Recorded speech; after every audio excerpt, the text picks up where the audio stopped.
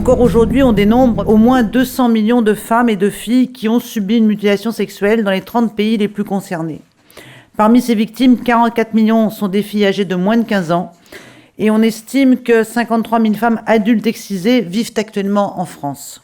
L'excision, ce n'est pas une spécificité africaine, loin de là.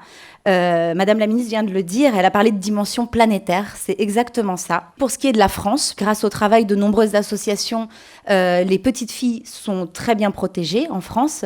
Malheureusement, le problème s'est un peu décalé et ce sont les adolescentes qui sont à risque.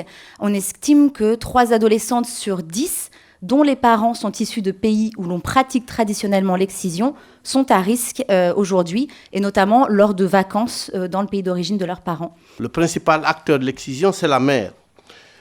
Cependant, elle joue un rôle très important dans la conduite de la fille au lieu d'excision, dans le choix du type d'excision et dans le financement de l'opération. Mais la mère, en fait, il y a d'autres acteurs qui viennent après elle, mais la mère n'a pas la capacité de refuser l'excision de sa fille. En Guinée, c'est une société patriarcale. La seule personne capable d'arrêter ou de dire non à l'excision, c'est l'homme, le père de famille.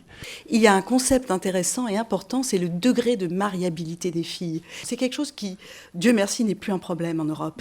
Mais dans ces pays-là, ça reste très prégnant. Et pourquoi c'est important? Parce que si la fille ne se marie pas, eh bien, tout le monde est déshonoré. Elle a dit aussi une phrase magnifique, elle a dit « Pour ma famille, pour mes voisins, pour ma nation, leur honneur est entre mes cuisses. » Mais je ne suis l'honneur de personne. Et voilà ce que ressentent les femmes. Et le fait de les transformer en objets mariables est tout à fait détestable. C'est vrai qu'il faut, à un moment ou à un autre, que ces politiques nationales, ce caractère illicite de ce genre de pratique, soit relayé par le politique, faute de quoi cela sera difficile de financer à une dimension importante des projets de lutte contre ces pratiques.